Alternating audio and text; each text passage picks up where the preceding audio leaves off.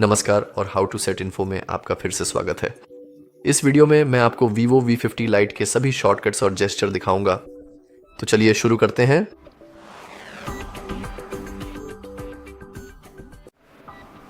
तो हम सभी जेस्चर और शॉर्टकट्स की सूची तक पहुंच सकते हैं अगर हम सेटिंग्स में जाएं और फिर थोड़ा नीचे स्क्रॉल करें जब तक कि हमें शॉर्टकट्स और एक्सेसिबिलिटी ना दिखे।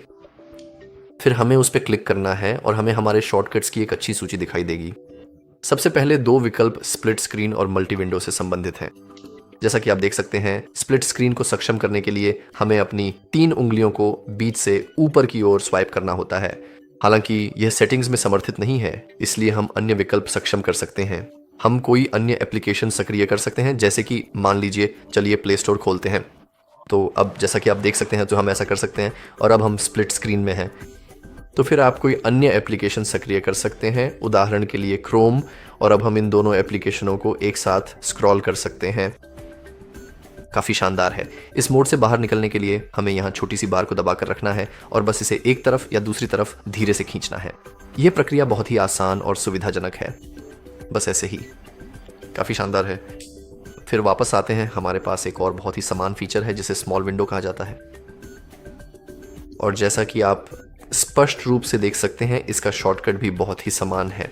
हाँ, यह इस बार से पूरी तरह से संबंधित है। जैसा कि आप देख सकते हैं, जब मैं ऐप के बिल्कुल सेंटर में नीचे से ऊपर दाईं ओर स्वाइप करता हूं तो एक छोटी सी विंडो खुल जाती है। मुझे लगता है कि सेटिंग्स इसमें सपोर्टेड नहीं है, तो हम ऐसा कर सकते हैं। और जैसा कि आप देख सकते हैं, अब हमारे पास ये छोटी सी विंडो है।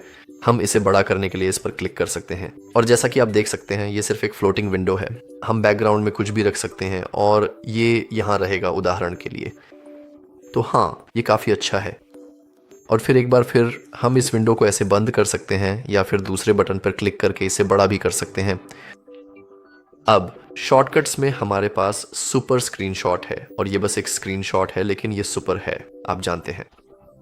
तो स्क्रीनशॉट लेने का बहुत आसान तरीका है, बस ये करना। 3 उंगलियां लेकिन नीचे की ओर, और हम पावर बटन और वॉल्यूम डाउन बटन को एक साथ दबा सकते हैं ताकि हम स्क्रीनशॉट ले सकें। ओह माफ कीजिए। तो हम वही चीज ऐसे भी कर सकते हैं, बस इसी तरह। हम अपनी 3 उंगलियों से बीच में नीचे की ओर स्वाइप करके और उसे होल्ड करके भी बहुत जल्दी से किसी भी क्षेत्र का स्क्रीनशॉट ले सकते हैं। और फिर हम इसे पूरी तरह से कस्टमाइज भी कर सकते हैं। बिल्कुल, हम इसे राउंडेड, सर्कल या यहाँ तक कि हार्ट शेप में भी बदल सकते हैं अगर आप चाहें तो, आप जानते हैं। चलो सेव पर क्लिक करते हैं और अब हमारे पास ये मज़ेदार सा स्क्रीनशॉट है। कमाल है। और आखिर में हम 3 उंगलियों से बीच में टैप और होल्ड करके क्षेत्र का स्क्रीनशॉट ले सकते हैं। मुझे पूरी तरह से यकीन नहीं है कि इन दोनों में क्या फ़र्क है। ओह, क्योंकि ठीक है, मुझे बिल्कुल भी अंदाज़ा नहीं है। लेकिन जैसा कि आप देख सकते हैं, हम स्क्रीनशॉट गाइड भी देख सकते हैं जो आपको मूल रूप से वही चीज़ें दिखाएगा। खैर, आगे बढ़ते हैं, नीचे जा सकते हैं और हमारे पास स्मार्ट मोशन है। यहाँ पर हमारे पास स्मार्ट स्क्रीन ऑन और ऑफ है। ये जेस्चर है, शायद ठीक है, हम इन्हें जेस्चर नहीं कह सकते, लेकिन ये सीधे स्क्रीन से संबंधित हैं। तो उदाहरण के लिए हम इन सभी सेटिंग्स को सक्षम कर सकते हैं। और अब जब भी हम अपनी स्क्रीन को इस तरह से बंद करते हैं और अपना फ़ोन उठाते हैं तो यह अपने आप ही ऐसे ही जल उठेगा। और हम इसे बंद स्क्रीन पर बस डबल टैप करके भी सक्रिय कर सकते हैं, जिससे यह तुरंत चालू हो जाएगा।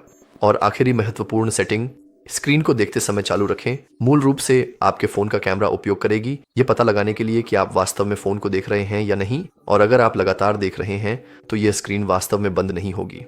तो ये भी काफ़ी अच्छा है। वैसे हमारे पास स्मार्ट कॉलिंग भी है। ये काफ़ी हद तक खुद ही स्पष्ट है। अगर कोई आपको कॉल कर रहा है और आप अपना फ़ोन उठाते हैं और उसे अपने कान पर ले जाते हैं, या शायद शव नहीं, आप बस उसे अपने कान तक ले जाते हैं, तो कॉल अपने आप पिक हो जाएगी। और हाँ, ये भी काफ़ी अच्छा है, मुझे लगता है। वैसे हमारे पास एक बहुत ही सुविधाजनक फीचर भी है, shake to turn on torch. तो हम इसे आजमा सकते हैं।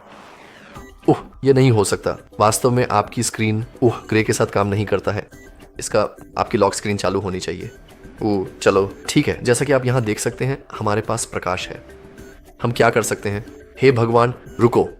ठीक है, तो ये संभवतः कुछ समय बाद बंद हो जाएगा और ये शायद ठीक है, मैं ये नहीं कहना चाहता कि ये चोरी किया गया है, लेकिन ये मोटोरोला फ़ोन के लिए जाना जाने वाला एक फ़ीचर है और मुझे लगता है कि इसे चॉप चॉप टॉर्च कहा जाता है।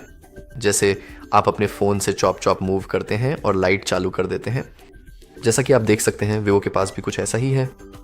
और इससे भी बेहतर अगर आप क्विक एक्शन में जाइए तो आप देखेंगे कि हमारे पास फिर से टॉर्च के लिए एक अच्छा शॉर्टकट है। और जैसा कि आप देख सकते हैं ये तब है जब आपकी स्क्रीन बंद हो और आप वॉल्यूम डाउन दबाएं।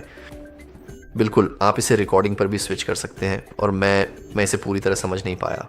जैसे हमारे पास फेसबुक खोलने के लिए एक कस्टम फीचर है जो फ़िलहाल अनइंस्टॉल है। मेरा मतलब है अच्छा हुआ कि हमारे पास ये जानकारी थी।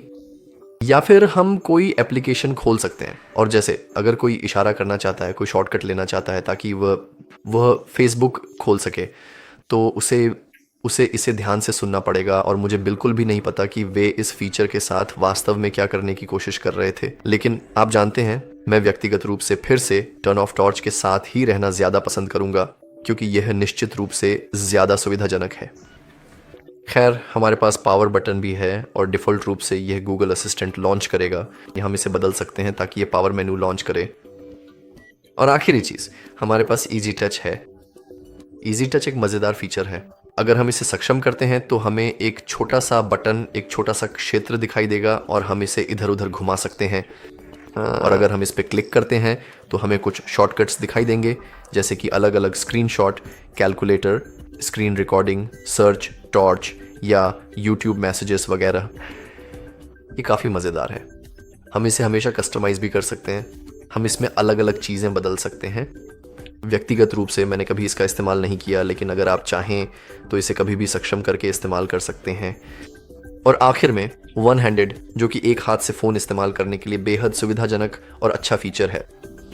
तो उदाहरण के लिए हमारे पास प्ले स्टोर है और मैं सच में जब मैं अपना फ़ोन ऐसे पकड़ता हूँ तो मैं टॉप चार्ट्स या डिवाइसेस वगैरह को बदल नहीं सकता हूँ क्योंकि ये बहुत ही असुविधाजनक होता है, लेकिन मैं ऐसा कर सकता हूँ।